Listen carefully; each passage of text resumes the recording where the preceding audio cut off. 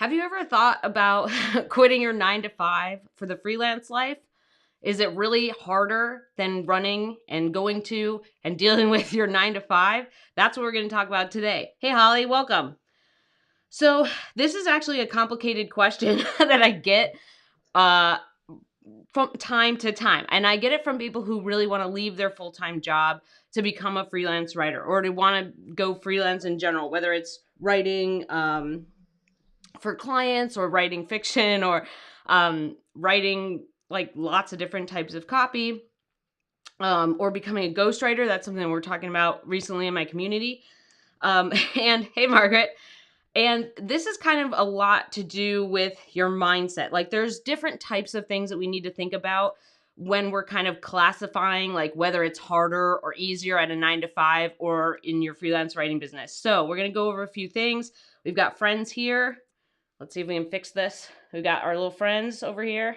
There they are. Hopefully everybody stays sleepy.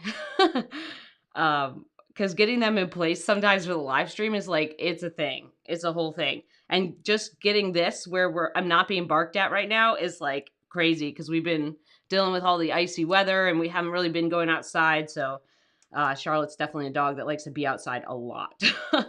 Hey, Gaddy, welcome. So first thing, one thing that we're going to talk about, really what makes freelance writing potentially harder or easier than your 9 to 5. So there's a couple things. So the first thing is when we're thinking about freelance writing, it is your business. Number one, you are a small business owner. You own the whole thing and you got to wear all the hats. Sorry, I'm like, oh, you have to wear all the hats, right? So that means that you are a person who gets business, right? That means you have to do marketing. That means you're running accounting. That means you're running invoicing. That means you're actually doing the work, right? You are the person who is working in the business, on the business, trying to expand the business and scale the business, right? So when you're thinking about your freelance writing sphere, it's a business. You're running a business. And that's something that's way different than a 9 to 5, right? If you're in your 9 to 5, they're giving you assignments, right? Or there's two different places writers often come from, right? They either come from being writers in a corporate setting. This is common, but not always the case. But they're writers in the corporate setting, or they're marketing, communications, PR type people in the setting. So they're most of the time getting assignments or getting directions from somebody else in the company, or there's some type of long-term collaborative effort, right? Between a lot of different people in the company. In the freelance writing business, it's like one-on-one with each of your clients, plus running all the other stuff in your business, right? So there's definitely some things to think about in terms of like, would you like to have your own business? Would you like to run your own hours and work one-on-one with clients and basically make your own assignments? So for me, hey, Vicky, when I thought about a freelance writing business, I really liked the idea of getting my own work. I liked the idea of being able to pick and choose my assignments and who I worked with and what I worked on and how I actually structured my day and my schedule. I didn't want to go to 8,000 meetings. Like now I go to meetings because we work digitally, but it's way less than what I would have to do in a 9 to 5. And for me, when I thought about it, I thought the opportunity to build a business was really exciting. Just being able to have a lot more freedom in my schedule. Like why would you treat your duck like that? Why'd you kick him like that? How rude. He just like yeeted his duck over there.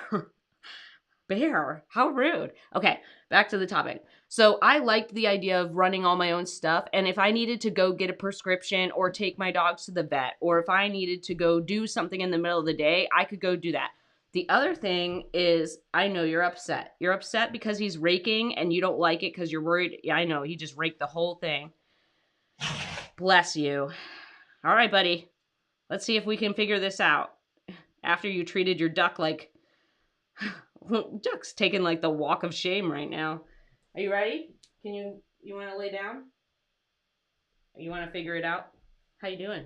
You okay? Why don't you lay down, buddy? Why don't you just lay down? No, don't walk on Charlotte. Hold on, we have an emergency. Hold on. All right, buddy, you can't walk on her, but you can lay over here. Come here, buddy. Come here. This is what you want. Don't lay on her. All right, buddy. Here we go. that might be a little bit better. Okay. So for me, I like the freedom in my schedule and I liked being able to pick and choose what I'm doing. And the other thing that I like is for me, over the years, so I've been a freelance writer for 10 years now, and I've owned a freelance writing business for 10 years. Like I tell my students, say you own a freelance writing business, or that you own a freelance content marketing writing business, or that you own a freelance content strategy and brand messaging business. Okay. For me, over the years, my hours have changed a lot. So when I first started out, a lot of times I would try to work like 7 to 3, which is kind of what I liked for my full-time hours, because I was like, if I got out of there at 3, I had nighttime to work on my freelance stuff. And now, like over the years, like that kind of changed. Like I would kind of, for a little while, worked like regular 9 to 5 hours. And then now it's like sometimes, like a lot of times, I do my best writing at night. So like I do my best writing from like 6 to 10 p.m., sometimes till midnight. So like during the day, I handle emails and I set things up and I go to meetings and I help my students, my Freelance Writer Wealth Lab students. I go into my community and my Wealth Lab community and answer questions. We have live Q&As or master classes, and I do all the things that need to happen during the day. And then I work on my client stuff at nighttime when I feel like I've taken care of the bulk of, the other tasks that I'm working on. Now I can focus on client work at nighttime. And if I had a 9 to 5, I couldn't do that, right? Like it just doesn't work like that. And for me, I like that I can change hours around and I can work when I feel like it's best, or when I can give my best work, not just when my butt's in the chair. I think that that's kind of a really nice thing about having a freelance writing business. 2, or whatever number we're at, I think 2 part of this. When we're thinking about freelance writing, it's going to be harder in some aspects as the whole business owner than it is getting assignments from people within the corporate structure, right? Within, like, you're just handling writing and you have essentially all this time to do it. And when you're freelance writing, you're handling multiple projects for multiple clients, many times on like the same time frame. So the time frame that you would normally get at a full-time job, like you have 2 weeks to get this done, you would have the same 2 weeks to complete like 3 projects or 3 different things for clients, whether, whatever it is. But if you think about like the things that are easier about a 9 to 5 is like you have more structure. Like you can potentially have not necessarily structure, but like other people are taking care of other things. Like you can just focus on writing or focus on a couple different aspects rather than everything. The 9 to 5 is like, as long as you kind of show up and do a pretty good job, like you get paid, right? Freelance writing, you might have to chase some invoices. You definitely have to set your own rates. But with freelance writing, you can get paid a lot more. Like this is a story that I tell often, but when I started freelance writing 10 years ago, like I thought 40K was like a big deal. Like if you got to 50K as a freelance writer, like you were like killing it. You were doing great. And then I learned many years later, after I started freelance writing, that people made 6 figures. Like I had no idea that was even a possibility. Like I was just like, oh man, like I was living that like real artists starve kind of thing, which is not true. And I didn't get it. But now, like several years after that, I was like, oh my gosh, you can build a 6-figure business. So your earning potential as a freelance writer is a lot greater than that at a full-time job. And a full-time job, you would have to keep switching jobs. You'd have to keep negotiating pay, or you'd have to keep jumping around. Another thing that I think goes into this, is it harder or easier factor, is that with freelance writing, you have to basically kind of like set your own boundaries and set your own schedule, or not schedule, but your time off, and set all the things that like what you will and won't accept. In the corporate world, right, they kind of like have rules at the company that you follow, whether those rules are spoken out loud or not. In your own business, you kind of have to stand up for yourself and set your own rules, and that can be hard for people. I think a lot of times too, that when people make the switch from full-time to freelance, they're kind of expecting someone to just tell them stuff. So when I oftentimes get notes from people being like, where are all the freelance writing jobs, right? Where do I find freelance writing jobs? Like, you have to go make them. You have to go find them. That means you need to do your, send your LOIs, send your letters of introduction. That means you need to find out who's accepting pitches, or you need to just send pitches. Like there's this big transition from like, when you look for a full-time job, you're like, let me just look on LinkedIn or look on Indeed or Monster or whatever. Let me go around and look at these different sites, or Dice or whatever you use, to find like jobs, who's posting jobs. That's not how freelance writing works. And that was my biggest mistake for years. I made that mistake for multiple years, like 3 years, as my first part of being a freelance writer, of like going on job listings, finding all these job ads. Like that's not how it works. Like there are lots of people, and I actually had Catherine in my community mention this yesterday, about how like this is why we follow up with warm leads, because you just never know. And we're actually, she said, I should pull it up. She said this really great thing that she ended on. She said, hold on, let's find it. It's loading. She said that we're not selling. So for these folks, like our clients or people that we're following up with or sending LOIs to, we're rescuing them, right? A lot of times, like she said, she said there's a whole lot of folks out there absolutely desperate for our services. And remember that some of these folks will be eternally grateful that you found them.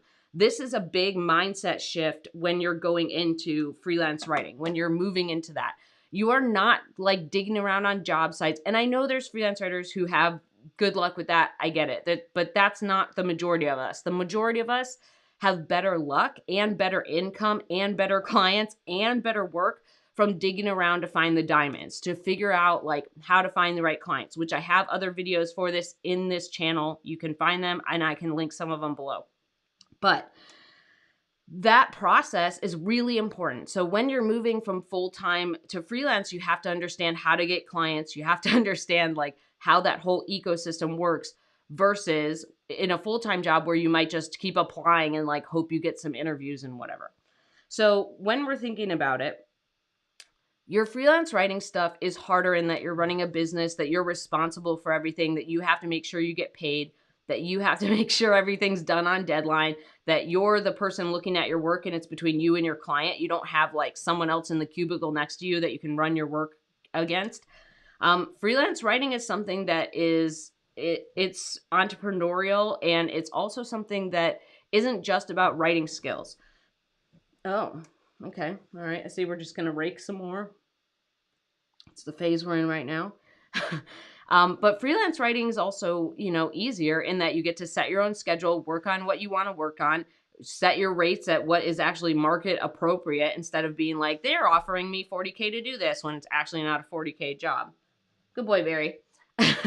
And it's also easier in the fact that it's like, for me, it's way more fun. Like I don't enjoy working on the same thing over and over and over again for years. Like I like having multiple different clients with multiple different needs, having multiple different projects. For me, that keeps me sharp. Like when I move from client to client, I'm basically changing the dial. I'm not just like looking at something and being like, let's apply what the last client was doing to this one. No, don't step on her. No, you can't step on her. Nope. Nope. She is in there. That's not a blanket. That's Minnie. I like working on different types of projects, and I like working with different people, and I find that really interesting. Like this was something too that I think is an opportunity with freelance writing, is that you get to try a lot of different things, and you get to do a lot of different types of projects, and you get to learn a lot about people and expectations and how to put certain things together. And you get to do a lot of stuff that you wouldn't do in a full-time job. Like when I had my full-time job, I did a lot of cool projects, but I didn't do the amount of projects that I've done. And now I wouldn't have had the opportunity to do the amount of projects I'm doing now. And I just feel like there's just so many more options with freelance writing. Yes, you have to build your own business, and yes, it's hard. And yes, there are going to be times where you burn out. But in my opinion, your 9 to 5 is more, it's more like, it's just so slow. Like to me, the 9 to 5 atmosphere is so much slower than how we run our freelance business. So like, even if I have a client who's on a slower timeline, it doesn't matter because I have other things to work on, or I have other projects that I'd like to get done. Stop poking her. He's over there poking her in the butt. And she's like, don't do that. I know, Minnie. You're being a good girl, Minnie. But your 9 to 5 is more, I know. Oh gosh. I told her she's a good girl. She's like, I'm awake now. I want something. Lay down, Minnie. We're going to get to that later. Lay down, Bean. You're a good girl. Yes. You're the cutest. Oh, well. You guys are ridiculous. So your 9 to 5 is going to be, at least in my experience, I know that some 9 to 5s are quicker paced, and I so know that some 9 to 5s are startups, right? And I usually like working with startups because they move a lot quicker. They actually pay, they don't have much runway, so they actually need to pay attention how they use their money and what types of content they make. But when you're thinking about this, it's harder and easier in different ways. And it depends on the mindset that you have. Like, do you want to have your own business? Do you want to go find clients? Do you want to like have a varied work schedule where you work on different types of things? That I think is really important. And your 9 to 5, for me, whenever I have someone who's moving over. So the next thing we're going to talk about, let's talk about moving over real quick. So number 2 here. Number 2. Let's talk about our differences here. Let's talk about our what's going to be the difference. So for me, whenever someone is moving from a 9 to 5, right? They're moving from a 9 to 5 environment to freelance. I always suggest trying it out first. There are lots of times where I've met freelance writers who just jump from their 9 to 5 and they're like, I'm freelance writing now. And they, the runway is not long. So for me, I had, enough savings and I had clients. So I always recommend like, hey, if you want to become a freelance writer, try it first. Send some LOIs, send some pitches, do some freelance work, build some freelance clients, then leave your 9 to 5. Because if you actually like freelance writing, right, then you would leave your 9 to 5 with an already partially built business that when you have more hours, now we can actually devote like full-time income, right? We can actually get full-time income from it. But there are times where people quit their 9 to 5 and they hate freelance writing. They don't want to look for clients. They just don't like the process. They either like they had referrals and then those referrals dried up, or they just want to work with one company. Like they just want to work on that company's stuff regularly. They kind of just don't want to have multiple clients. They basically like the function of the 9 to 5. They like the way the 9 to 5 functions versus running their own business. So for me, I always recommend trying it. Build some stuff on the side, learn about it, figure out if you actually like it, figure out if you like the work and if you like all the pieces like setting up your website and LinkedIn and like the LOIs and pitches part of marketing, and actually working with clients and getting paid. Like figure that out before you leave your 9 to 5. So that's the first thing. 2, you need to have it savings, like 3 to 6 months at least. Because even if you have clients, right? Even if you have clients that you think are going to stick around, what happened to me was I lost all my clients. Like when I left my 9 to 5, shortly thereafter we moved. So I used to live in Phoenix and then now I live in Austin. So we moved shortly after I quit my 9 to 5 and I lost all my clients. So I think I had like one straggler. And then I restarted my business and I dumped all my clients like again in 2015 or the beginning of 2016. And then I had to start all over again in 2018. So there's like a lot of different like snake shedding the skin kind of moments that happen. But you want to make sure you actually understand that. Because when I left, I didn't understand how to get more clients. I just had clients because I was like using job boards and stuff. And I was like, oh no, like how do I find more? If you understand the process and you have clients and like, even if you lost all your clients, you know how to get more clients.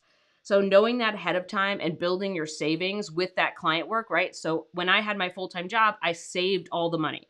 I saved all the money that I made from freelance, put it into savings. And that gave me a nice cushion when I left so that if everything got messed up, then I would be able to like handle it financially. So always kind of have your savings, always kind of have your plan. Know if you like it or not, that like try it out first, right? Then you can have some money to save, right? So you have a runway.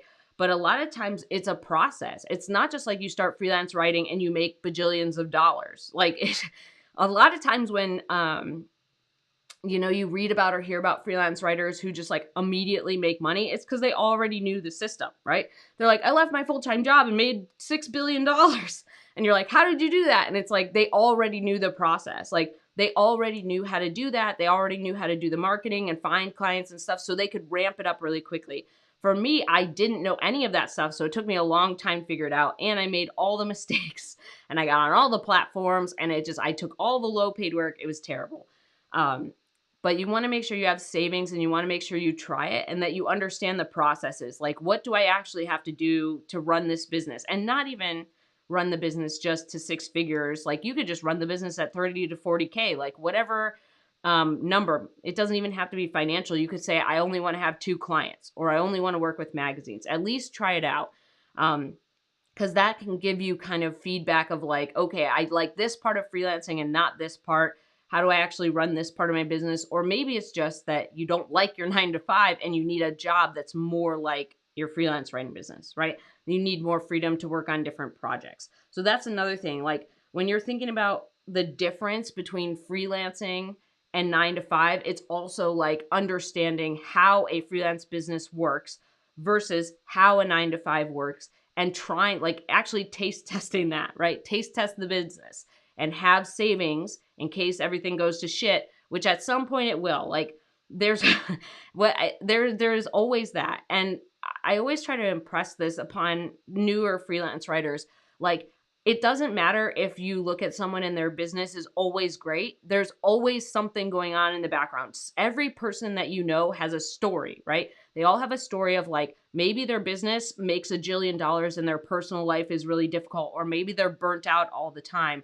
Or maybe they've had, pet problems. Like Barry has had a ton of eye issues, right? So there's always something going on. So remember that we're only seeing a highlight reel too. So you testing it on yourself removes the highlight reel. So we can kind of get behind the scenes of like the nitty gritty. Do we actually like this? So that's 2. Let's do a quick pup date since they're over there being mostly quiet. Uh-oh. I've awoken the beast. Hi, Charles. Sometimes I call her Charles. I don't know if I like calling her Charles. It just has become a habit. Here you go, buddy. Good boy. All right, Charlie. Ready? Oh, good girl. How about the other one? Can you get the other one out? Can you get the other one out? The other one. Oh, no. I think the other one's too tight in the blankie. I think I think you're just wrapped up too tight like a little cannoli in there. Here you go, buddy. Good boy. All right, me. Good girl. Nice and gentle. Good job, guys. You guys look great today. So with all the ice storm stuff and things, luckily, knock on wood, we did not lose power. Like there was like 160,000 people here in Austin who lost power. All the icy trees, there's a lot of, when you have an ice storm, right? We had a lot of those in Rochester. But when you have an ice storm, right, it takes down power lines, the tree stuff over, they bang on stuff. And luckily, luckily we've had power, but these guys have been locked inside a bunch. Oh my gosh, why do you look so cute today? Yes. They've been locked inside a bunch. So luckily, like we've had power, but hopefully they'll be able to go outside more. It should be kind of a nice day today. Let's talk about 3. Oh, if you feel like this has been helpful, give it a thumbs up. If you feel like you want to learn more about building a freelance writing business you adore, subscribe. Also, pricing guide. So I have an updated pricing guide. I updated it last year, like middle of last year, but it includes a whole bunch of new project types like content strategy stuff and projects that have been recommended or asked for by other people. So go to mandyellis.com/pricing guide to get it. Oh, hold on one second.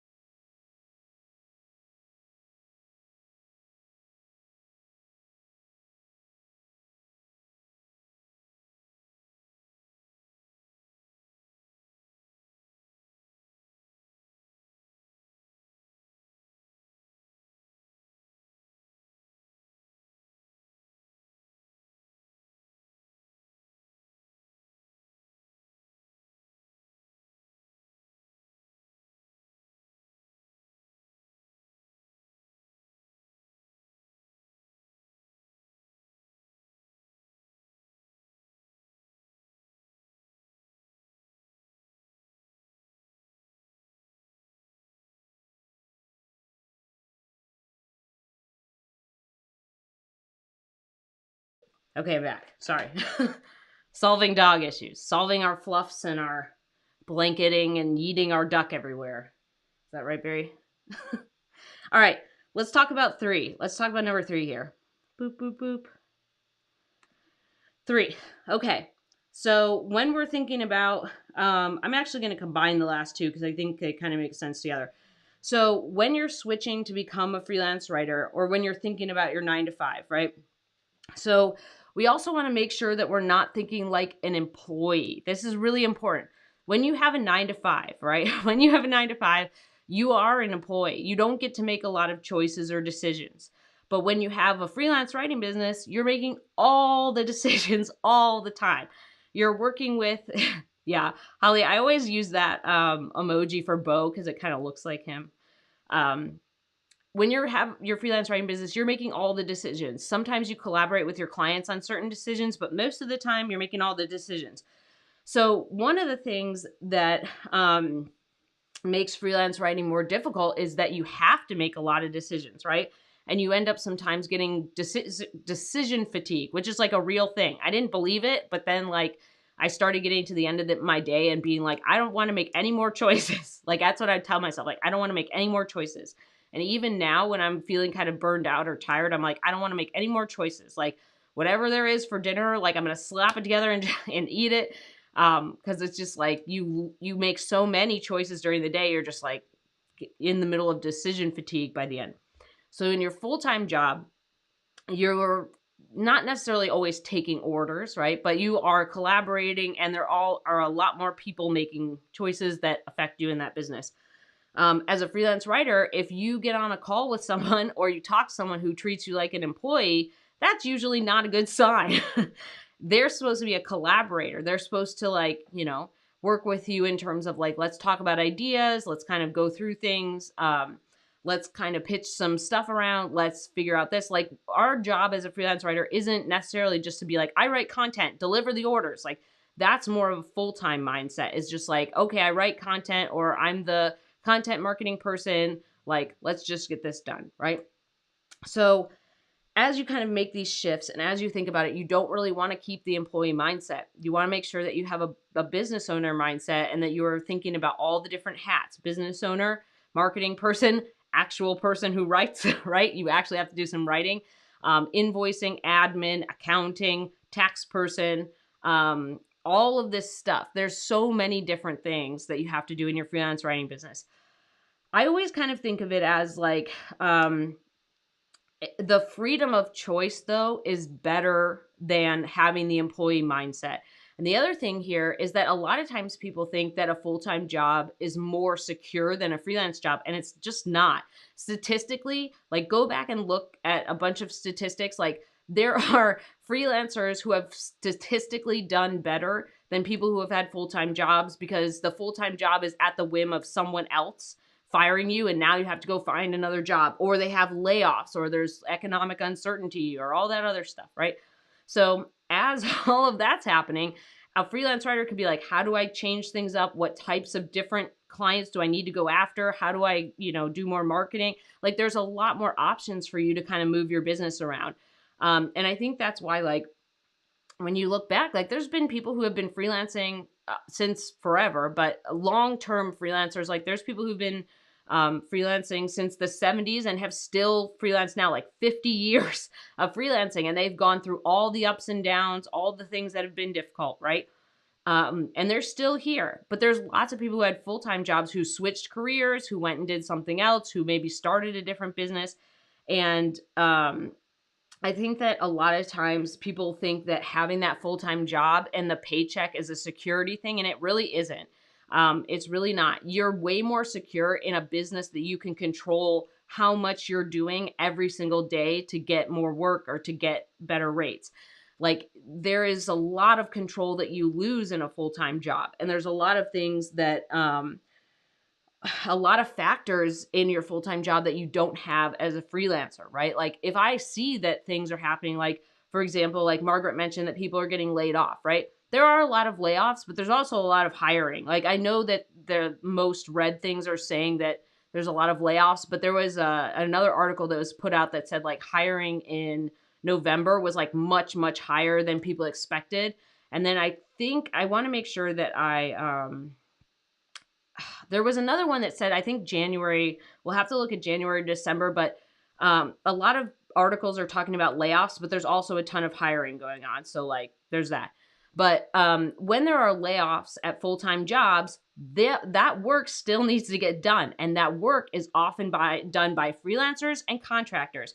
They can't pay someone 75 grand or 40 grand or whatever it is as a full-time employee. And it's not even 40 grand or 70 grand or 200 grand. It's also benefits and 401k and health insurance and blah, blah, whatever bonuses, whatever other benefits there are, office equipment. It's a lot more than just salary. So when they have layoffs at companies, freelancers and contractors get a lot more work. Like this is way better. Like the layoffs are unfortunate and really difficult, right? If you have a full-time job and you get laid off, I was almost laid off. I understand. It's really difficult and really scary. But as a freelancer, those layoffs are like, that work still needs to get done, right? And most of the time, just like what I read from Catherine, one of my students, earlier in this live stream, they're needing to be rescued and helped. Like not necessarily rescued, but we're coming to like help them in a time of serious need. And to pay us to do the work is way less than paying a full-time employee. Like go look at those statistics as well. Like a full-time employee is not just salary and benefits and office equipment. Like there are so many things that go into paying a full-time employee. It's like, I forget what it was, but this might be wrong, but I feel like at one point I read it's like double the cost. So if you get paid 40K to keep that full-time employee, it's like actually 80K overall or something. I don't remember. We'll have to double check that. So don't fact check me. If you're watching this later, put this in the comments, like what it actually costs. So if I go in and I quote, it's going to be $10,000 for this project, that's a quarter of what it costs a full-time person, right? And maybe I'm just doing it as a gap. I'm just doing it to fill in the gap between them hiring someone new while they fired other people or let people go because they're trimming, their organization. But at least it's like regular projects that I can get. So even with all of the layoffs or the things with hiring, like there are lots of opportunities for freelancers that don't exist for full-time employees. I hear you making noise. I see you. I see you over there being cute with your funny little ear, and I love it, but I'm making a point, so you have to hold on. So when we're thinking about these like employee to business owner kind of shifts, and when you're thinking about what is really going to happen, like you're in control of your whole business as a freelance writer. That is hard and also easy, right? So you have more options available to you when things are all over the place. Like here's multiple different examples. One, I know people who had their best freelance years back in 2008, 2009. Like they had industries, right? They worked in industries where they needed a lot of help. So they had their best years. I also know people where like, here's a good example. When in 2020, when all the stuff was going down, I think all of my clients just like turned off the lights at the same time. Like all of my clients went on furlough. They stopped having projects. Like when everything happened in 2020, they just shut it off. And this was months and months and months. I have friends and I know other writers who were so busy the whole time. Like they're the 2020, 2021, 2022 have been their best years yet. There's so many different ways that your freelance writing business can go, right? But it doesn't depend on the same factors as a full-time job, right?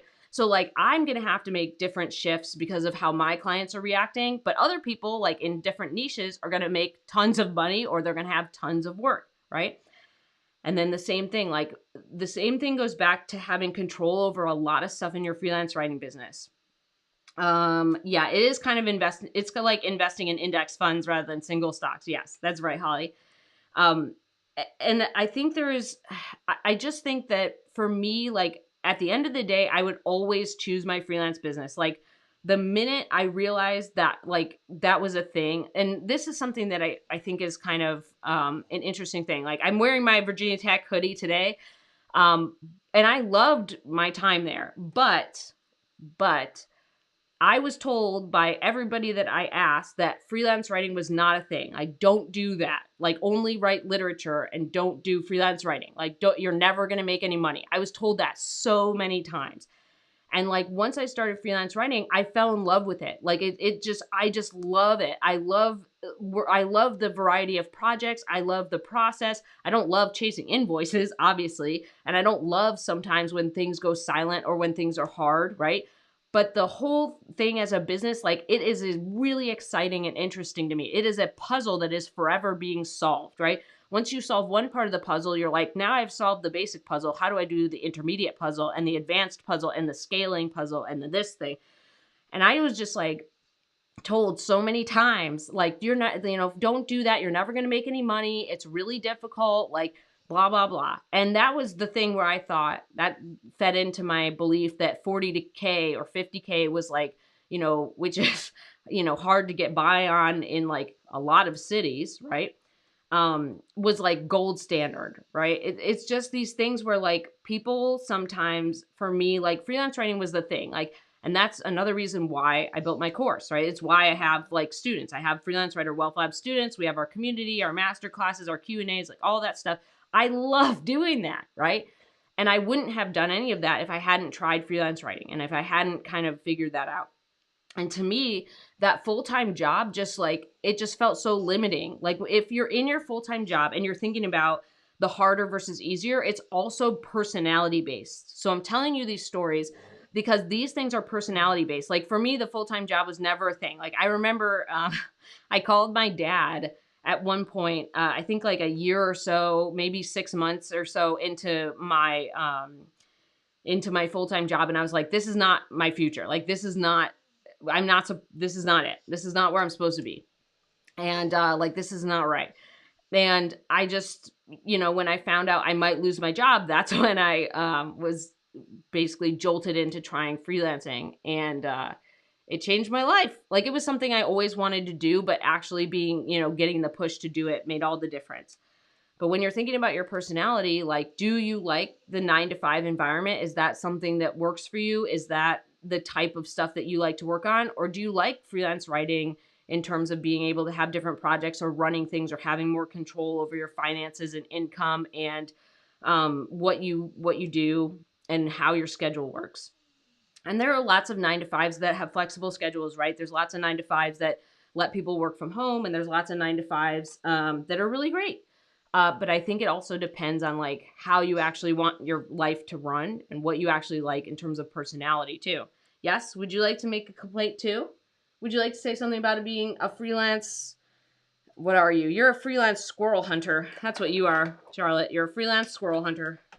Bo, you're a freelance bit finder. You like to find bits of things all over the house. You like to find little treats or little, like someone dropped like a minuscule piece of bread by accident and you just go over there and you find it, right?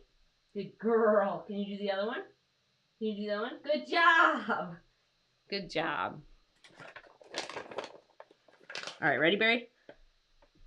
You see it? Good job. Give me a high five. Good girl. Good girl. You guys look super cute today. Yes, you guys look super cute. I like your flaps. You have super cute flaps. Okay. So, if you feel like this has been helpful so far, give it a thumbs up. If you feel like you want to learn more about building a freelance writing business you adore or building a 6-figure business, subscribe. I think the button's actually like over there or over here. I don't know. There's a subscribe like little cube somewhere. I'm not very good with like spatial things. But last things I'm going to say here.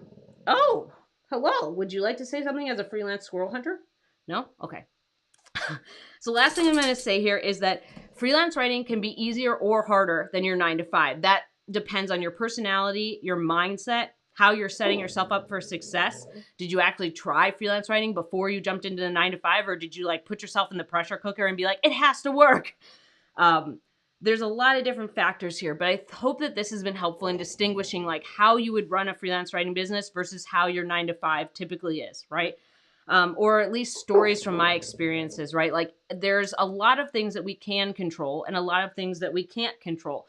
And there's a lot of stuff that as a freelance writer, we get to control a lot more than someone who is in a 9-to-5, right? That's really important. And yes, Margaret, there's definitely a lot of learning. Like when you are, hello, go back to your hobbit hole. No, go back to your hobbit hole. I know, you want to like high five my leg. Go back to your hobble hole. Go back to your hobble hole. Go back to your hobble hole, you goof. Go back to your hobble hole. Thank you. No, no, all the way back to your hobble hole. Thank you.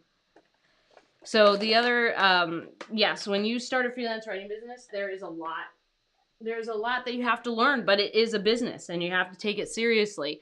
Just the same way as like the general statistic is like if you start a new full-time job, it takes you 6 months to get used to and understand that full-time job and actually, execute at that job. This is the same way. You need time to actually learn and understand all these. Oh my gosh, gross. You just you just sneezed all over my foot. Gross. Ew. Oh my gosh. I try to put a lot of stories in here because I think the stories are really good examples. I think the stories help with understanding how freelance writing works over the decades and how it's different over time from 9 to 5s. Like I feel that there was a bunch of stuff happening right with 9 to 5s where people are working 4 hour or 4 day work weeks, right? There's a lot of shifts going on where people are now working 4 day work weeks. They're working 32 hours. So maybe that's something that, here you go, buddy, that works better for you, or it's something that makes more sense. 955. Good girl. Good job. But you can also do that with freelance writing, right? You can also work. There's plenty of people that I know out there that work part-time hours and make more money than I do. So it all depends. It all depends. But I hope that this was kind of like a good overview of, is it harder, easier? What would be harder? What would be easier in freelance writing versus your 9 to 5? How you would kind of go about getting started or getting your move going on from full-time to freelancing. And the number one thing I can recommend is, they're like the two things: have savings. If you leave your full-time job, have savings. Like you need a safety net. And I know there are stories, I've heard them, where people are like, I had $0 in savings and I made 6 figures my first year as a freelance writer. That's great. But that gives me so much anxiety. I'll probably die before that happens. I'll have a heart attack and I'll die. So like, have savings, have some kind of safety net that you can rely on, and try it. Like I wouldn't go off and like just decide to build a random business without being interested in it or trying it or working for a few clients or, writing for some magazines or understanding some of the processes. Because if you leave a full-time job and you start freelancing and you hate it, now you've already hated your 9 to 5. Now you hate freelancing. Now what are you going to do? Right? Like there's a lot of things that we can learn from like trying it out. And you may not even give freelance writing enough of a chance. You may not give it enough of a runway to actually work for you. And as someone who has made all the mistakes, like I have started over multiple times in my business. I've done the dumbest stuff. I've had to fire all my clients because like it just was a disaster. Like I've made all the mistakes. Like it doesn't mean that freelance writing isn't for you. It's that you have to find your own path and you have to give yourself time to do that. All right. So I hope that this was helpful. Woo, go back to your woo palace. Go back to your woo palace. Go back to your hobble hole. Yeah, I know you want to put your leg on my leg. Go back to your hobble hole. All the way. Good girl. All right. Ready, Barry? Close. Close, buddy. Close. All right, Minnie. You going to show everyone your high fives? Good job. Other one. Nope. You got to do the other one. Good job. All right. All right, so we're here every Friday. I do a live stream every Friday. Well, pretty much every Friday. It doesn't matter. Like, there's holidays, right? But I'm here every Friday at noon Central Time. You can always submit questions ahead of time. You can go to mandyellis.com/question, and if there's a topic like this one that has been recommended or something that you want to ask about, you can always put it in at mandyellis.com/question. We actually have 2 questions today, so I'm going to go over those real quick. They're both from Jen. So Jen says, I started working with a marketing communications team. They're offering me slightly below the lower end of what you suggest in your guide. So that was the free pricing guide that I linked to before. If you go to mandyellis.com/pricing guide, you can still get it. It's free for content marketing strategy consulting. How can I negotiate a higher rate? So this is a great question, and it's a question that I get all the time. So the deal is that there's a whole bunch of things that we can do. And I'm going to give you guys the highlight reel version because I wrote it down too. So basically, when we're negotiating a higher rate, the number one thing is you have to be ready to walk away.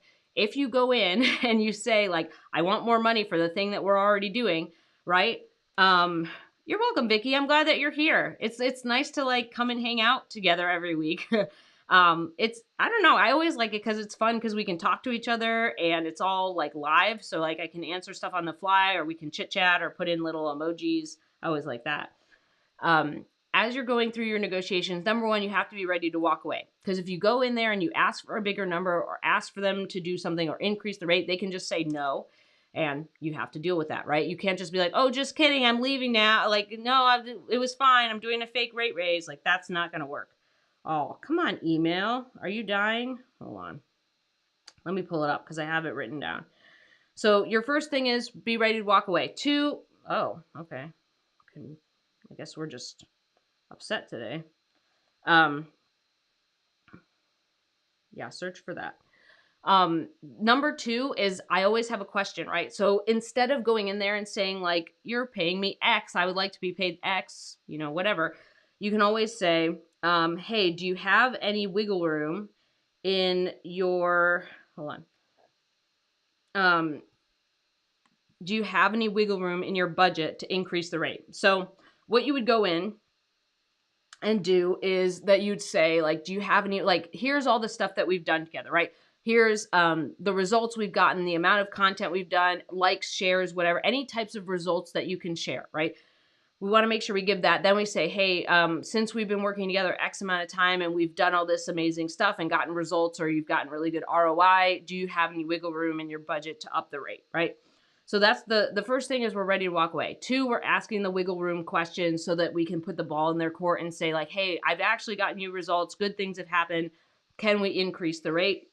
And that gives them a chance to either increase the rate, or it gives them a chance to kind of like, if they say no, you're like, okay, totally understand. It's not like if you went in there and said like, hey, I want X number. And if they say no, then you have to walk, right? So if you're asking about the wiggle room, right, you're now going into this like nice kind of like negotiation by just asking. Like, you didn't give them a number. They could say like, yeah, you know what, you have gotten a lot of results, great things have happened, we're willing to give you X amount of dollars extra, and you get to decide now whether or not that works for you, right? So then if that, like, let's say you didn't want to do that. Let's say you didn't want to do the wiggle room question, or you just were like, hey, I've worked with this client long enough, I've gotten them results, or I've created enough content where I know that we have this old rate, right? You can go in for like a legit rate raise. But the difference is if you go in for like a rate raise where you say, hey, we're working at this amount and I want to go to this amount, you have to walk away if they say no, because it seems like a fake rate raise if you just go in there and say like, my new rates are this, or I think we should be working at this number or whatever, and they say no. You can't just be like, just kidding. Like, I don't really want that number. You have to stand in your integrity. Like, if you just like flop on that, then now you've lost a lot of like collaborative kind of energy or power within your relationship with them. Like, they won't believe you now. And that kind of flows back on how you run your business, right? And then they're like, well, if they're, flopping on this, could we work with someone who does better content because they're flopping on this? Or are they flopping on content, right? There's a lot of different stuff. Hi, Woo. Hi, Woo. So that's our third thing is like, you can go in for a rate raise and you say like, hey, I've gotten you these results. My rates going into 2023, or my rates going into this coming period of time, or since we've done this much work together, I feel like this rate is more appropriate. Then, you get a yes or no. That's why I like asking the wiggle room question instead of going in for a straight rate raise. Your rate raise is good for like annual or biannual rate raises, like when you actually want to kind of like move on or pull clients up to all the, they're all on similar rates. Your wiggle room one is like for this question. I'm working with someone, the rates don't really match up. How do I kind of negotiate or talk about a rate raise while we're in the project? The next thing is that we want to make sure, what else do I have in my notes here?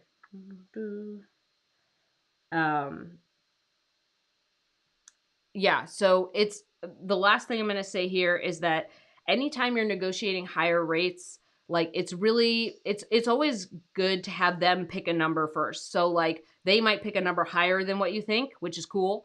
Or it might be something where they're kind of like open to discussion, and then you can have a discussion with them about the rate that you think makes sense. But it's not something that's such a hard line in the sand of like, this is the rate, here we go. But anytime you go into a rate raise or anytime that you're asking for more money from a current client, you got to show them that you've done something. Like whether that you've been delivering on deadline and giving them content for a long, long time, you have results that you can pull from or ROI, right? Or you have something concrete to show them about the success of the projects that you've been working on. That really helps with the rate raise and negotiating higher rates.